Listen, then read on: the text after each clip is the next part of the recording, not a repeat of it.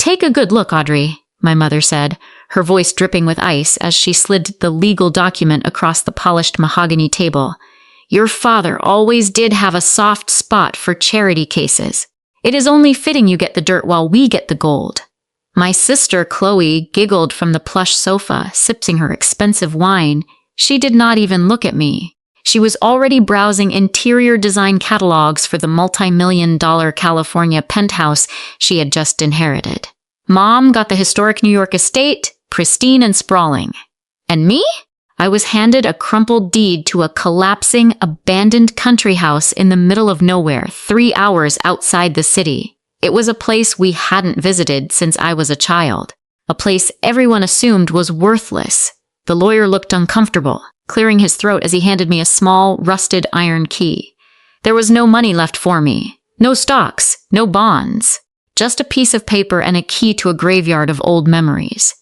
"You can always live there and grow potatoes, Audrey," Chloe mocked, her laughter echoing in the sterile room.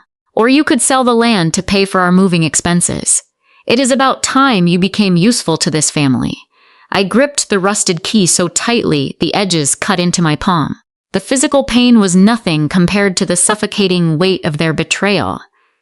My father had passed away just 3 weeks prior. While he was sick, I was the only one who sat by his bedside, holding his hand through the grueling nights. Mom was busy attending charity galas to maintain her social standing. Chloe was vacationing in Europe, claiming she could not bear to see him in such a state. I sacrificed my job, my sleep, and my sanity to comfort him in his final days. Yet, when the will was read, it felt like a coordinated ambush. They had stripped me of everything, leaving me exposed and humiliated. "Sign the acknowledgement, Audrey," Mom demanded, tapping her manicured nails on the table.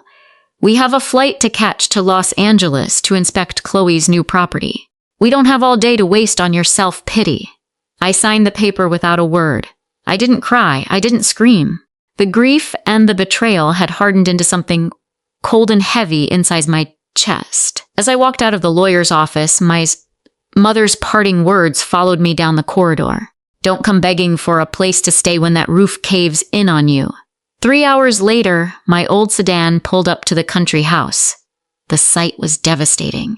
The wooden porch was rotting. The windows were covered in decades of grime, and wild vines swallowed the structure whole. It looked like a monument to neglect. I stepped inside, the floorboards groaning under my weight. The air was thick with dust and the scent of old wood. I felt utterly defeated. I sat on a dusty crate in the center of the dark living room, burying my face in my hands. The laughter of my mother and sister echoed in my mind, a relentless loop of cruelty. Then my foot tapped against a loose floorboard beneath the old fireplace. It made a strange, hollow sound. Curiosity replacing my despair, I knelt down and pried the rotten wood away. Hidden deep within the recess was an old, heavy metal lockbox. It didn't require the key I was given. It required a combination. Engraved on the lid were 3 numbers, my birth date. My heart hammered against my ribs as I spun the dial. The lock clicked open with a heavy thud. Inside lay a thick leather journal written in my father's precise handwriting, resting on top of a sealed blueprint. I opened the first page of the journal. The words written there changed everything. It was a message from beyond the grave, revealing a massive, staggering secret about this forgotten property that my mother and sister knew absolutely nothing about. My father had not abandoned me. He had given me a weapon. Before I reveal what was hidden inside that secret box, I want to take a quick moment to welcome you to the channel. If you are gripping the edge of your seat and waiting to see how Audrey turns the tables on her toxic family, please take a second to hit that subscribe button, turn on notifications, and leave a like on this video. It really helps the channel grow and ensures you never miss a single twist. Also, I love connecting with you all. Where are you watching this video from today? Let me know in the comments below. I stared at the faded ink on the yellowed pages, my breath catching in my throat as my father's words came to life in the dim light of the decaying room. "My dearest Audrey," the letter began. "If you are reading this, it means I am gone, and it means your mother and sister have done exactly what I knew they would do. They chose the flashing lights and the easy gold, completely blind to what truly matters. I wiped a stray tear from my cheek, my eyes racing across the lines. They believe they took everything from you, but they are wrong. They inherited liabilities masked as luxury. This old house sits on something far greater than real estate. Beneath this soil lies an untapped subterranean mineral spring of pure therapeutic thermal water. My hands started to tremble. I looked down at the blueprints resting beneath the journal. They weren't architectural designs for a basic house renovation. They were detailed engineering plans for a world-class luxury wellness estate and natural thermal spa. For the past 10 years, the entry continued, I secretly secured all the commercial water rights, zoning permits, and environmental clearances for this entire valley. I kept it completely out of the family corporation so your mother's lawyers could never touch it. The paperwork is all here, fully approved and registered exclusively under your name. You don't just own a broken house, Audrey. You own the exclusive rights to a sanctuary worth tens of millions of dollars. Build it. Let them laugh. The truth will find them in the end. A cold, calm sensation washed over me, replacing the hollow ache of grief. The humiliation I had felt in that lawyer's office dissolved into a sharp, burning focus.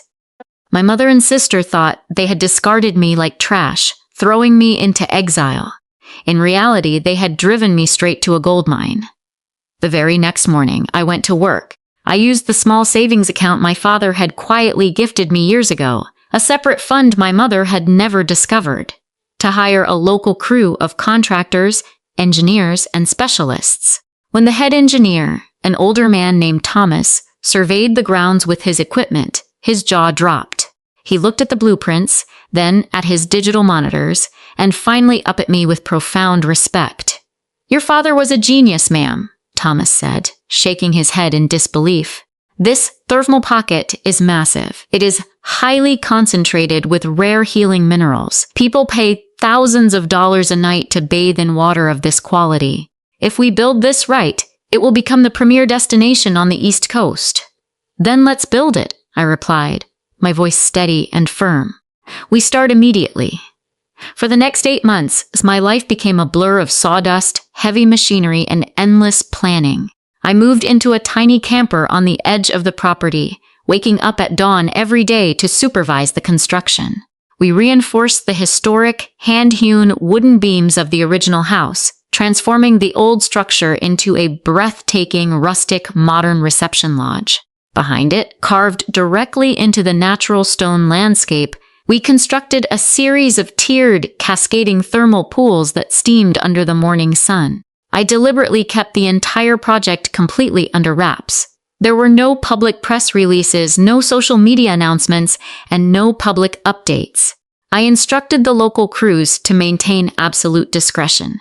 To anyone passing by the main road, it simply looked like a private, routine residential renovation of a historical home. Meanwhile, I occasionally checked the social media profiles of my mother and sister. They were living large in California, posting flashy photos of their upscale penthouse, expensive shopping sprees, and high society parties. They looked triumphant, completely oblivious to the financial storm brewing on their horizon. One evening, as the sun dipped below the mountains, casting a golden glow over my nearly completed sanctuary, my phone rang. The screen displayed my mother's name.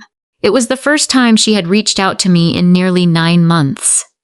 I paused, letting it ring 3 times before I answered, my heart beating with slow-burn anticipation. Audrey, her voice came through the speaker, devoid of any warmth, sounding stressed and demanding. We need to talk. Your sister and I are coming up to New York next week to handle some family business, and we need a place to store some of our old belongings. I assume you haven't managed to burn that old country house down yet? The house is still standing, Mother, I said, keeping my voice entirely flat, completely devoid of any emotion. You can come by whenever you like.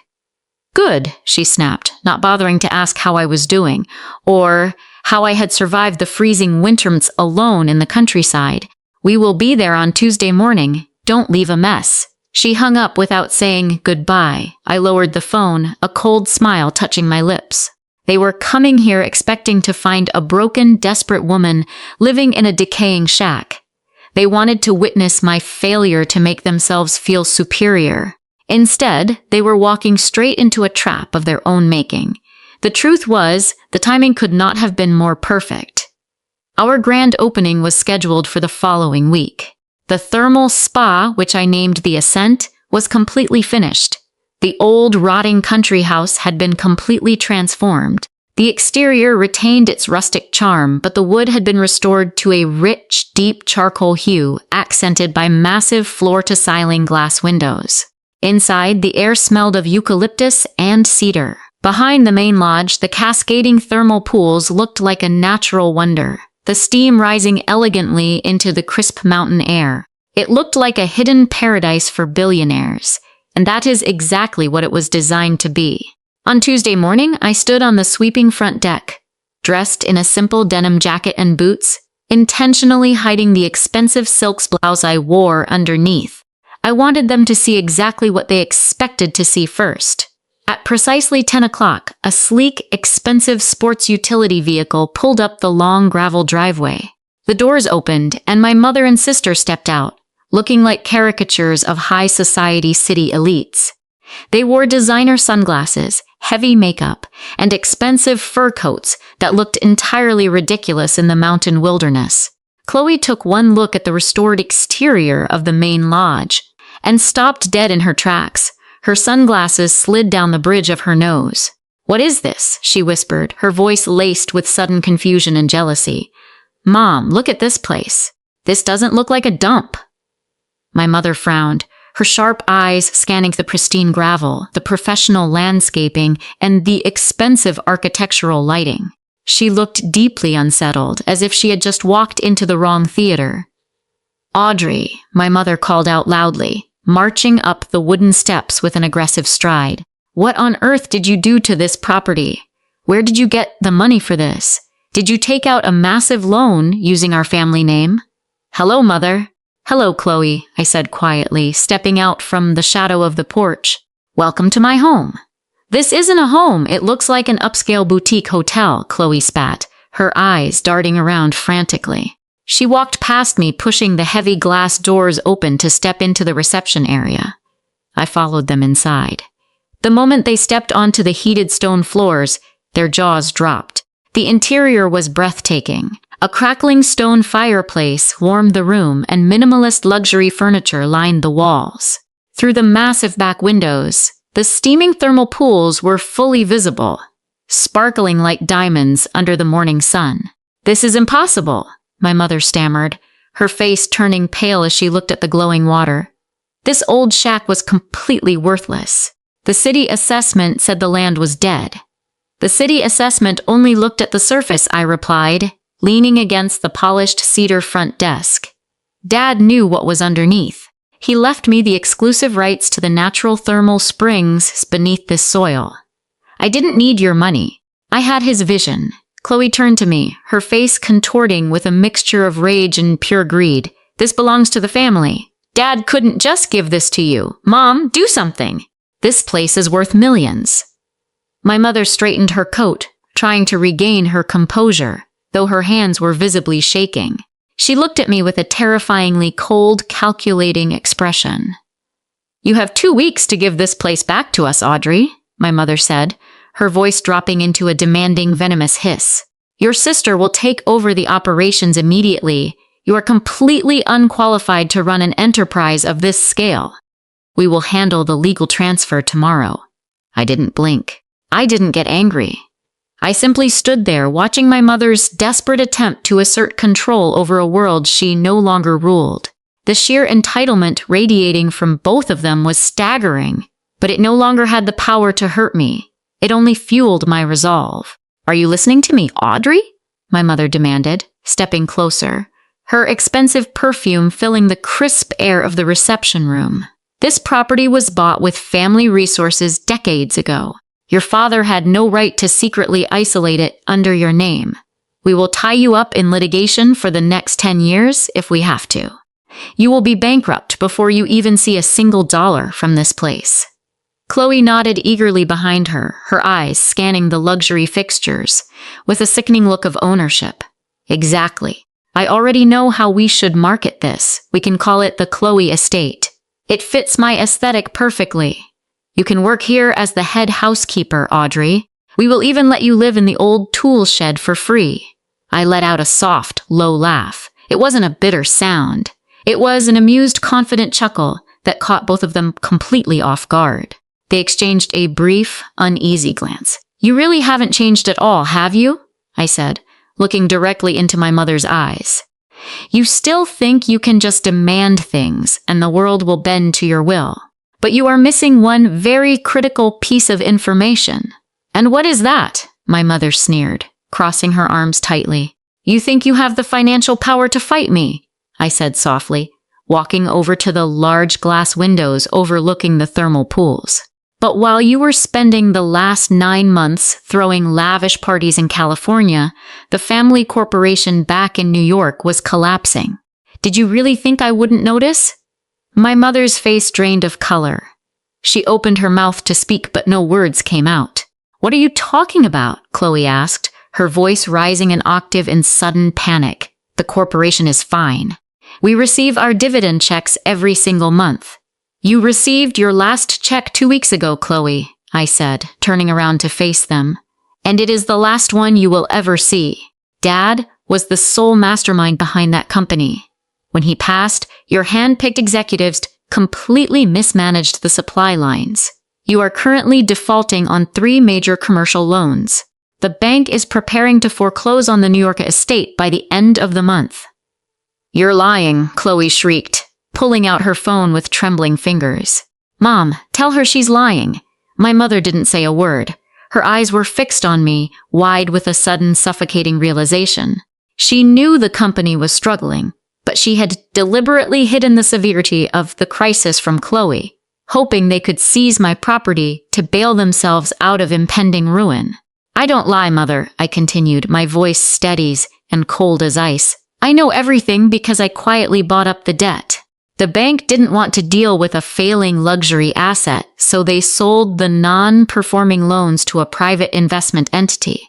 An entity that happens to be entirely owned by me, financed by the pre-approved development grants Dad secured for this spring. The silence in the room was deafening. The only sound was the crackling of the fireplace and the heavy, ragged breathing of my mother. So, let me make this incredibly clear to both of you, I said, stepping away from the desk and walking right up to them. You do not have 2 weeks to take this place from me. In fact, you don't even have 2 minutes. You are currently trespassing on private property. My mother swallowed hard, her haughty demeanor completely shattering, revealing the desperate, broken woman underneath. Audrey, please. We are family. You can't do this to us. We have nowhere else to go if the estate is seized. You should have thought about that when you left me with a broken key and a handful of dirt, I whispered. My mother reached out, her fingers trembling as she tried to touch my arm, but I stepped back, letting her hand fall empty into the cold air. The desperation in her eyes was a stark contrast to the absolute cruelty she had displayed in that lawyer's office 9 months ago. Audrey, you are letting emotion cloud your judgment, she pleaded, her voice cracking as she tried to patch together her fractured dignity. We are women of status. If the community sees us fighting like this, it will ruin everything. We can pool our resources. Your spa, combined with our social connections in the city, could make us unstoppable. Your social connections? I asked, raising an eyebrow. The same connections that are currently whisperings behind your back about your impending bankruptcy? I don't need your status, Mother. The reservation books for this spa are already filled for the next 6 months. High-profile clients from the city are paying premium rates, and they aren't coming because of your name. They are coming for the peace you tried to deny me. Chloe was staring at her phone, her face pale as she scrolled through her emails. Mom, it is true, she choked out, tears finally spilling over her heavy makeup. I just got a notification from our corporate attorney. The primary accounts are frozen. The New York house, they are serving a notice of default on Friday. She dropped her phone onto the heated stone floor. The screen cracked, a sharp sound that seemed to signal the final shatter of their illusion. Chloe looked at me, her eyes wide with terror. You did this, Chloe hissed, stepping forward, her grief instantly morphing into reckless rage. You ruined us!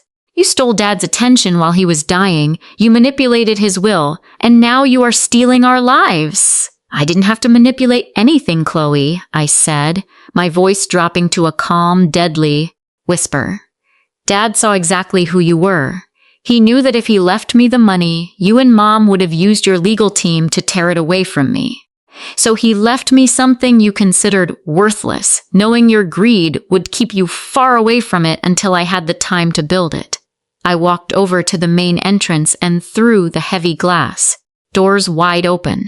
The crisp, biting mountain air rushed into the room, instantly cooling the heated tension. Now I suggest you leave, I said, out toward the long gravel driveway. The grand opening is tomorrow, and I have a team arriving to set up the final details. I do not want your negative energy tarnishing my sanctuary. My mother stood frozen for a moment, her jaw locked in a tight, bitter line. She looked at the beautiful stone fireplace, the elegant lounge, and the steaming water outside one last time. It was a glimpse of a paradise she would never own. This isn't over, Audrey, she said, her voice shaking with an empty threat as she gripped Chloe's arm. You think you've won, but a girl like you can't manage an empire alone. You will trip, and when you do, we will be there to take what is ours.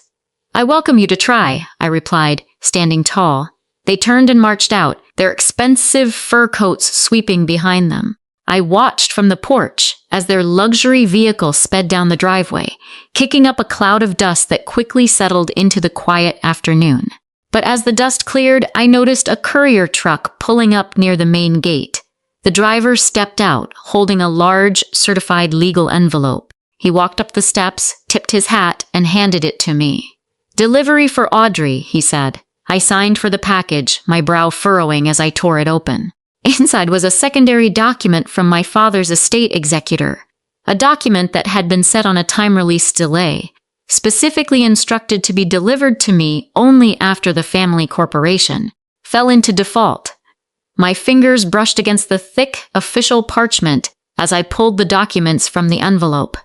My father's personal attorney had attached a sticky note to the front.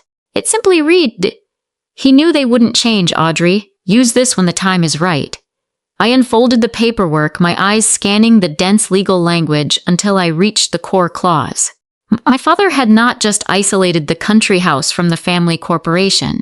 He had structured the entire corporate framework on a hidden contingency, according to the original founding charter of the company, which my mother had signed decades ago without truly reading. The New York estate and the California penthouse were not actually personal assets. They were technically owned by a subsidiary holding company tied directly to the corporate debt. The clause explicitly stated that if the corporation ever defaulted on its primary commercial loans, the absolute voting control and the ownership of all underlying real estate assets would instantly transfer to the owner of the secondary debt. And I was the owner of that debt. I sank into a nearby lounge chair, a sudden rush of adrenaline surging through my veins. This meant I didn't just buy up a failing company's liability to protect myself. I now held the direct legal ownership of the very roofs over their heads. I could evict my mother from the New York estate, and I could seize Chloe's luxurious California penthouse with a single phone call to my legal team. They had left me with nothing, expecting me to rot in an abandoned valley. Now, their entire survival depended on my mercy. I spent the rest of the evening finalizing the launch preparations with my staff, but my mind kept drifting back to the sheer weight of the power I now held. The slow burn satisfaction of justice was overwhelming, but I wanted the execution to be flawless. I didn't want a messy public screaming match. I wanted a definitive, undeniable victory. The next morning, the grand opening of the ascent was nothing short of spectacular. High-end transport vans arrived from the city, carrying prominent influencers, luxury travel journalists, and wealthy clients looking for an exclusive escape. The steaming thermal pools worked their magic, and by mid-afternoon, social media was absolutely flooded with stunning photographs of my new estate. By Friday morning, my spa was the most talked about new destination in the region, and that was the exact day the corporate default notice became official. I sat in my beautifully designed office in the main lodge, looking out at the peaceful landscape, whence my assistant knocked on the door. Her expression was a mix of confusion and concern. "Audrey, there is a pickup truck at the front gate," she said softly. "An older woman and a young girl are out there. They are demanding to see you. They look very frantic. The older woman is insisting she has a right to be here." "Let them in," I said, my voice completely calm. "And please ensure the security team stands by the front doors. Just in case." I stood up, smoothing down the front of my tailored blazer, and walked out into the main reception area. Through the massive glass entrance, I saw them. They weren't driving their sleek, expensive sports utility vehicle anymore. That had likely been repossessed by the bank. Instead, they had arrived in an old, rented pickup truck. The back of the truck was haphazardly piled high, with matching designer suitcases, expensive clothing racks, and loose home decor. They looked completely disheveled. My mother's hair was messy, her expensive coat looked rumpled, and Chloe was visibly crying, her face buried in her hands as she leaned against the passenger door. My mother burst through the reception doors, her chest heaving as she struggled to catch her breath. She looked completely broken, stripped of every ounce of the haughty arrogance she had worn just days before. "Audrey!" she gasped, clutched her chest, her voice trembling violently. The sheriff's deputies came to the house this morning.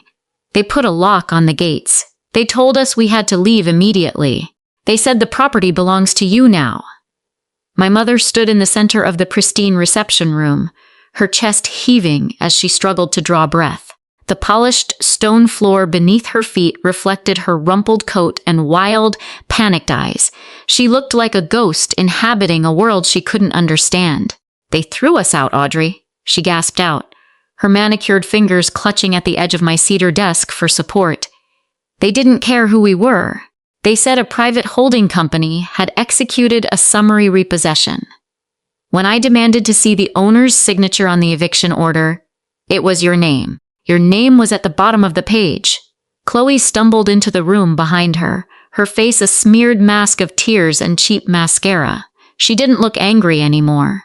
The reckless rage she had displayed earlier had completely evaporated, replaced by the hollow, terrifying realization of absolute poverty. "Audrey, please," Chloe sobbed, reaching out her hands in a desperate gesture of begging. "We don't have anywhere to go. The penthouse in California. There's a lock on that door, too. All our clothes, our jewelry, everything we own is piled in the back of that rented truck. You can't do this to your own sister." I stepped out from behind the desk, my movements slow, deliberate, and entirely calm. The contrast between us was stark. I was standing in the center of a multi-million-dollar empire that I had built with my own sweat, blood, and tears. They were standing on the wreckage of a life built entirely on vanity and illusion. "I didn't do this to you, Chloe," I said, my voice echoing softly in the quiet room. "You did this to yourselves. When Dad was dying, you didn't care about his legacy. You only cared about his bank accounts. When you handed me that rusted key in the lawyer's office, you thought you were sealing my doom. You laughed at my grief." "We were wrong," my mother cried out, her voice dropping into a desperate, frantic pitch as she took a step toward me. "We were foolish, Audrey. We didn't see your potential.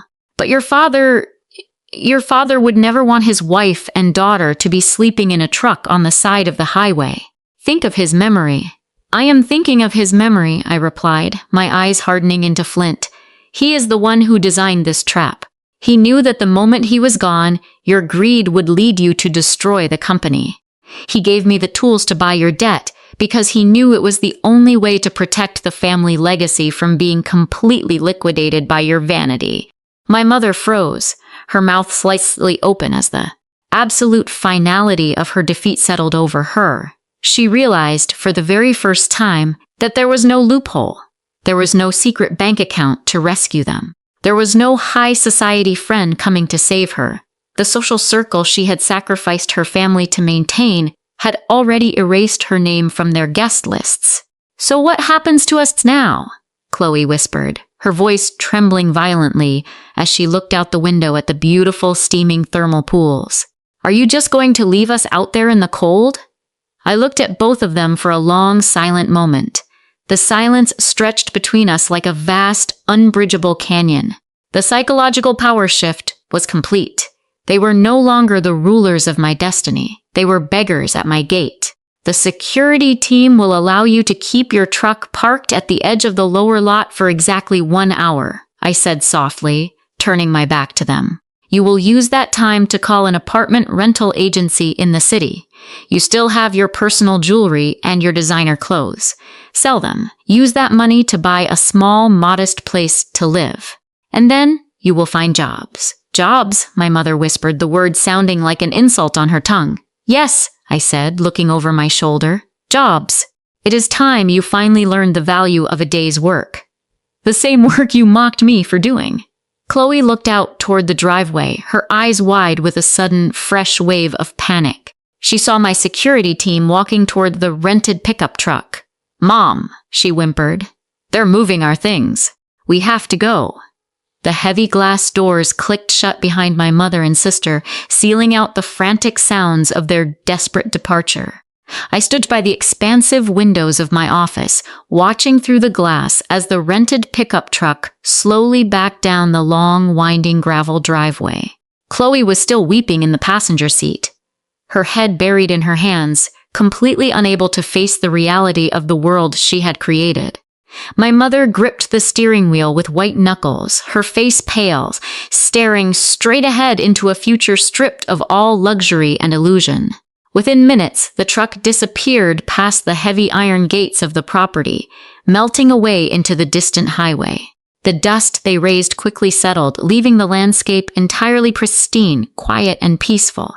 A profound, deep silence filled the room, the suffocating weight of the humiliation, the cruel laughter in the lawyer's office, and the bitter pain of their abandonment completely dissolved into the crisp mountain air. The slow-burn tension that had fueled my sleepless nights for the past 9 months was gone, replaced by a radiant, unshakable sense of accomplishment and justice. I walked out onto the sweeping rear deck of the main lodge. Below me, the tiered, cascading thermal pools gleamed under the afternoon sun, their gentle steam rising like incense into the sky. High-profile guests walked along the stone paths, enjoying the serene sanctuary my father had envisioned and I had built. I reached into my pocket and pulled out the small, rusted iron key my father had left me. It was no longer a symbol of neglect or a cruel joke played by an arrogant family. It was the key that had unlocked my true strength, my independence, and my ultimate redemption. Dad had not abandoned me in that will. He had given me exactly what I needed to break free from their toxic cycle forever. He knew that true wealth wasn't found in flashing penthouse lights or inherited luxury. It was built from the ground up through resilience, intelligence, and patience. I looked up at the mountains, a soft smile finally touching my lips. I had taken their handful of dirt and transformed it into an empire. They wanted me to rot in an abandoned valley, but instead, they had driven me straight to my greatest triumph. I was no longer the underestimated, disrespected daughter hiding in the shadows. I was the master of my own destiny. Thank you so much for staying with me until the very end of Audrey's incredible journey of justice and redemption. Seeing her rise from the ashes to reclaim her power is a reminder that true strength can never be taken away by toxic people. If you found this story deeply satisfying and loved seeing the ultimate power reversal, please take a brief moment to subscribe to The Whispered Wrongs, click that notification bell, and hit the like button. Your support helps us bring you more highly engaging, emotionally charged stories just like this one. I want to hear from you now. Have you ever had someone completely underestimate you, only for you to prove them entirely wrong in the end? Let me know your thoughts and experiences in the comments section below. I read and reply to every comment. If you are ready for another massive twist, click on the video appearing on your screen right now to experience our next unforgettable storytelling journey. See you there!